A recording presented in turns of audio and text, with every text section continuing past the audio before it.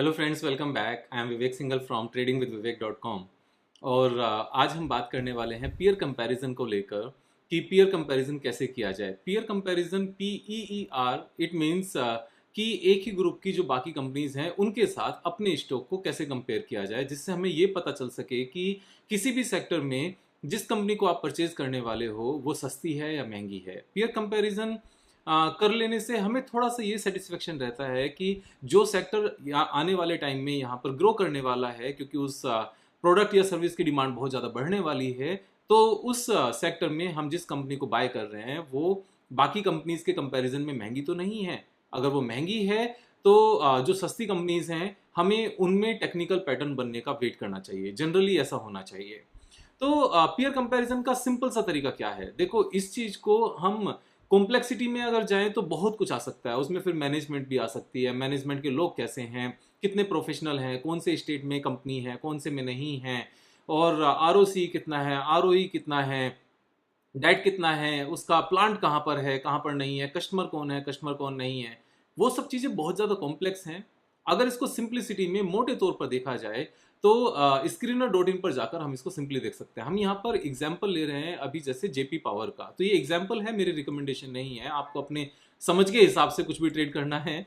लेकिन अगर हम यहाँ पर एक एग्जाम्पल की बात करें तो जैसे हम यहाँ गए, स्क्रीनर पर गए, स्क्रीनर पर जाकर आप जेपी पावर को जैसे सर्च करते हैं तो सबसे पहले तो मोटे तौर पर हमें ये नजर आता है कि करंट प्राइस जो इस स्टॉक का है बुक वैल्यू के बिल्कुल पास है, बुक वैल्यू पर ही ट्रेड कर रहा है। एंड जो पी रेशियो है दैट इज 7.68। और अगर हम प्रॉफिट एंड लॉस स्टेटमेंट की बात करने लगे तो हाईएस्ट एवर आज तक का गेन है एंड हाईएस्ट एवर इसकी रेवेन्यू है। तो जो इसके बेकार दिन थे वो सारे खत्म हो चुके and company is back to high profitability. Quarterly results की भी बात करें तो सितंबर क्वार्टर में जो रिजल्ट आए वो लास्ट ईयर के सेम क्वार्टर के कंपैरिजन में जो 69 करोड़ का प्रॉफिट था वो 183 हो गया। तो सबसे पहले तो हमें यहाँ पर कंपनी को इंडिविजुअल लेवल पर भी चेक कर लेना चाहिए, इंडिविजुअल लेवल पर कि वो कंपनी सही भी है या नहीं है। ऐसा नहीं है कि सारे ही सेक्टर मींस उस सेक्टर की सारी कंपनीज बेकार हैं तो हमने कम बेकार कंपनी को पकड़ लिया। It's a wrong approach. Peer comparison में इस बात का हमेशा ध्यान रखो कि अंधों में काना सरदार, जो एक पुरानी कहावत है कि सारे ही बिल्कुल बेकार हैं, उनमें से कम बेकार वाले को हम पिक कर लें, वो अच्छी अप्रोच नहीं है। पीयर कंपैरिजन करते हुए भी सबसे पहले जिस कंपनी की आप बात कर रहे हो वो अपने आप में एक सॉलिड कंपनी होनी चाहिए। ये बेस्ट एवर परफॉर्मेंस वाली कंपनीज में टेक्निकल चार्ट पैटर्न का बेटर यहाँ पर सक्सेसफुल होना वो ज़्यादा प्रोबेबिलिटी रखता है, उसकी संभावना ज़्यादा होती है, उसकी उम्मीद ज़्यादा होती है यहाँ पर।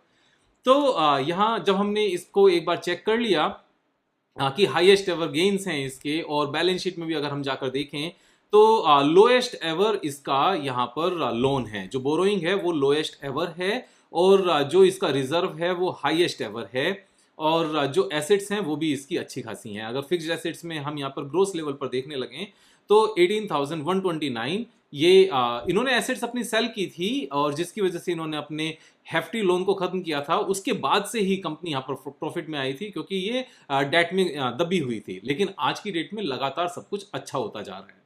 So everything is fine. अब बात करते हैं पीयर कंपैरिजन में कैसे चेक करें। तो हम थोड़ा सा ऊपर जाएंगे तो यहाँ पर पीयर कंपैरिजन पूरा नजर आता है। और पीयर कंपैरिजन में जब हम देखते हैं तो ये 8th नंबर पर आती है, और मीडियन में यहाँ पर आपको देखें तो 27 कंपनीज हैं, यानी कि इस सेक्टर में इन्होंने 27 कंपनीज को लिया हुआ है।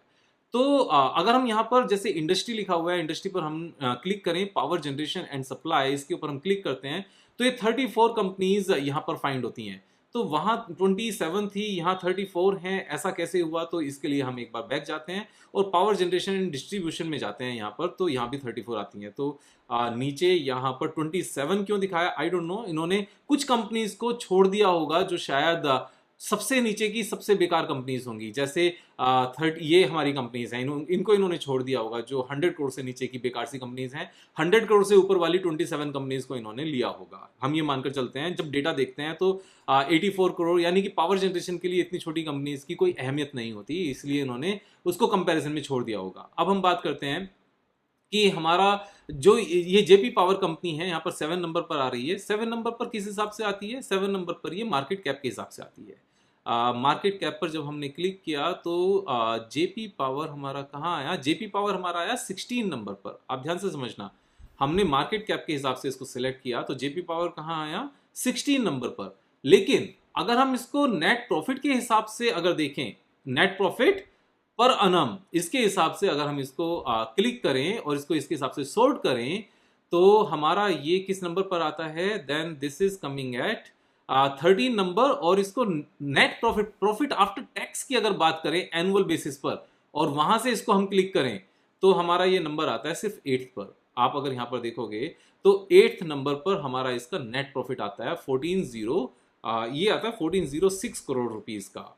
अब 1400 करोड़ का इसका नेट प्रॉफिट का होना, अगर हम नीचे जाकर इसको चेक भी कर लें वापस से कि हमारी ये बात कितनी सही है कि 1400 करोड़ का इसका नेट प्रॉफिट है भी, तो प्रॉफिट एंड लॉस स्टेटमेंट में जाकर हम देख सकते हैं कि 1293 करोड़ दिखा रहा है, और इसमें अदर इनकम जो एक्सेप्शनल लॉस या गेन होगा उसको इन्होंने एडजस्ट किया होगा। तो यहाँ 1300 करोड़ है, वो 1400 करोड़ है। जो भी इनकी कैलकुलेशन का थोड़ा सा डिफरेंस होगा, हम उस चीज में बहुत ज्यादा जाने की जरूरत नहीं, क्योंकि बहुत ज्यादा डिफरेंस भी नहीं है यहाँ पर। हम वापस से जाते हैं 1400 करोड़।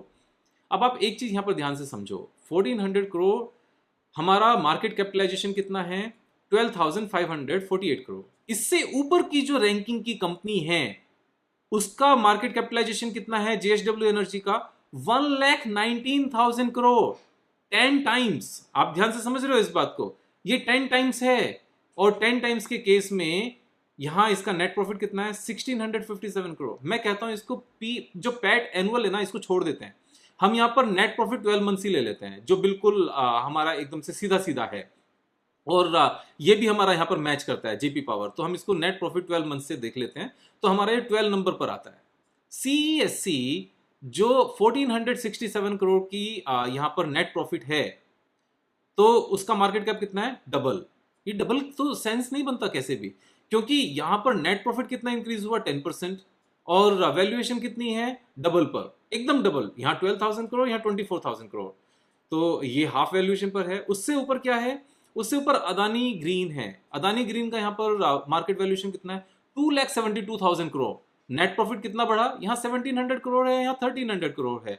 तो ये तो कुछ भी इतना बड़ा डिफरेंस नहीं है, और वैल्यूएशन बहुत बड़ी डिफरेंस है। एनएलसी इंडिया, नेवली लिग्नाइट करके ये था, नेवली लिग्नाइट। तो यहां पर मार्केट वैल्यूएशन कितनी हुई, 12,000 करोड़ से बढ़कर 36,000 करोड़, 3 टाइम्स। और नेट प्रॉफिट कितना बढ़ा, यहां पर 1,300 करोड़ से 1,900 करोड़, 40%। तो 40% बढ़ना, 15 मीन्स 40% या 45% बढ़ना, और वैल्यूएशन का 300% हो जाना, यहां पर 200% बढ़ जाना, 3 गुना हो जाना। ये कोई आप समझ पा रहे हो इस बात को। इससे पहले यहां पर आप देख सकते हो कि 1,300 करोड़ का नेट प्रॉफिट, और जेएसडब्ल्यू एनर्जी का कितना है, 2,000 करोड़ का नेट प्रॉफिट है, यानी कि 50% का यहां पर नेट प्रॉफिट ज्यादा है, लेकिन वैल्यूएशन 10 गुना ज्यादा है। अब इससे नीचे भी अगर एसजेवीएन को देखने लगे तो मार्केट वैल्यूएशन कितनी है, 4 टाइम्स। यहां 12,000 करोड़ है, ये 45,000 करोड़ है, और नेट प्रॉफिट कितना है, उससे भी कम। एसीएमई सोलर की अगर बात करने लगे तो 12,000 करोड़ के कंपैरिजन में 15,000 करोड़ है, और नेट प्रॉफिट कितना है, हाफ। उससे नीचे अदानी एनर्जी की बात करने लगे तो 1,28,000 करोड़, 10 गुना, और नेट प्रॉफिट कितना है, 1/4। तो इस तरीके से अगर आप चीजों को देखोगे, समझोगे, तो आपको पीयर कंपैरिजन अच्छे से नजर आएगा, और आप समझ पाओगे कि यस, पीयर कंपैरिजन के हिसाब से हमने किसी कंपनी को जो हाईएस्ट एवर यहां पर परफॉर्मेंस में है नेट प्रॉफिट के हिसाब से, उसको हम सस्ता यहां पर पिक कर पा रहे हैं। तो जब भी पीयर कंपैरिजन करो, इंडिविजुअल लेवल पर वो कंपनी अभी सबसे अच्छी परफॉर्मेंस में होनी चाहिए, क्योंकि तभी उस चीज को खरीदने का हमारा मन होगा। क्योंकि पीयर कंपैरिजन एक फर्दर स्टडी है, ये अपने आप में मेन स्टडी नहीं है। ऐसा नहीं होना चाहिए कि बाकी सारी कंपनीज 200 के पी पर है, तो जो कंपनी 180 के पी पर है, या 170 के पी पर है, या 100 के पी पर भी है, तो वो अच्छी हो गई क्योंकि बाकी कंपनीज 200 के पी पर हैं। That is not the right approach at all.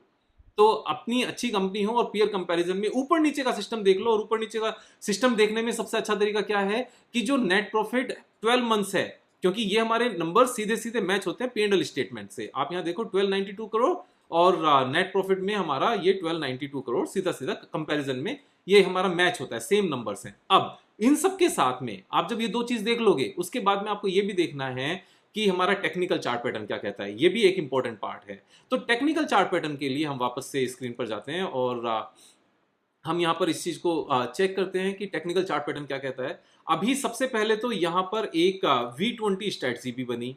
आप अगर देखोगे ये 3 कैंडल में हमारा जो टोटल मूवमेंट था 38% था, और 38% टोटल मूवमेंट के बाद में हमारा नीचे की लाइन पर इसने अपने को टच भी किया और उसके बाद में अब चलना शुरू हो रहा है।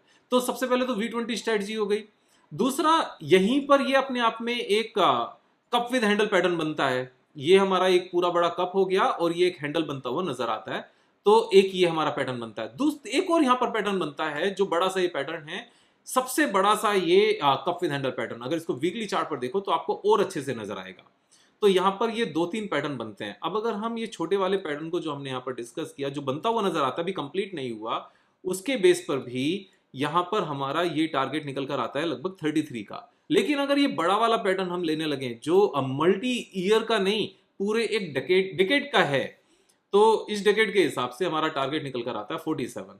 Currently it is trading where, it is trading at 18 rupees. अब अगर हम यहाँ पर देखें तो करंट प्राइस से लेकर और ऊपर वाला जो हमारा टारगेट है, हमारा टारगेट ऊपर वाला दिस वन 47, तो 162% का यहाँ पर गेन आता है, यानी कि 2.62 टाइम्स हो जाएगा हमारा ये शेयर। कितना टाइम लगेगा? देखो कितना टाइम लगेगा ये एक बहुत बड़ा क्वेश्चन होता है, बहुत चीजों के ऊपर डिपेंड करता है, बहुत सारे फैक्टर्स होते हैं। जैसे यूएस इलेक्शन के चलते सभी को डर था क्या होगा क्या नहीं होगा, एफआईआईस बेचे जा रहा है, ट्रंप आ गया तो क्या होगा, कमला जी आ गई तो क्या होगा। तो अब यहाँ पर ट्रंप जी आ गए या कमला जी आ गए, जो आना था आ गए, अब यहाँ पर ट्रंप आ गए हैं। और ऐसा नहीं है कि ट्रंप होते तो अच्छा होता है या कमला होते तो अच्छा होता है, ये यूएस वाले जो लोग हैं उनको अपने हिसाब से देखना है, हमें उन सब चीज़ों से फर्क नहीं पड़ता, क्योंकि अमेरिका में कोई भी प्रेसिडेंट बने वो अमेरिका के बारे में पहले सोचता है। ठीक है, तो वहाँ की जो आर्मी है वो बेस्ट एवर है, इनोवेशन लगातार चलता है, वहाँ बिजनेसमैन को दबाया नहीं जाता, जो नीतियाँ हैं अच्छे से होती हैं, मीन्स एवरीथिंग, क्योंकि डेवलप्ड कंट्री है, वर्ल्ड की सबसे बड़ी कंट्री है। हम अभी इंडिया को फ्यूचर में आने वाले टाइम में सेम रास्ते पर लाते हुए देख सकते हैं, लेकिन अभी कंपेयर करना गलत है, क्योंकि वहाँ 75,000 80,000 पर कैपिटा इनकम है डॉलर टर्म्स में, और इंडिया की 26-2700 है, तो कोई कंपैरिजन नहीं है। तो जो ये मार्केट में सेंटिमेंट्स बेकार थे, हलचल थी इलेक्शंस को लेके, वो खत्म हो गई है, चीजें साफ हो गई हैं, एक मीन्स जीत हो गई है। अब 4 साल तक दोबारा से इलेक्शंस नहीं है वहां पर। और ट्रंप के आने से कहीं ना कहीं ऐसा भी समझा जाता है, लोग कहते हैं कि शायद अब रशिया यूक्रेन वॉर जो इतने लंबे टाइम तक चल रही थी, शायद वो बंद होने के कगार पर आ जाए, क्योंकि नाउ ये प्रोबेबिलिटी है कि ट्रंप शायद फंडिंग यहाँ से कम कर देगा, क्योंकि एलोन मस्क इस चीज के बिल्कुल साफ साफ खिलाफ है, और एलोन मस्क यहाँ पर मेन फंड रेजर रहे हैं, और फंड उन्होंने दिया भी है यहाँ पर रिपब्लिकन्स को।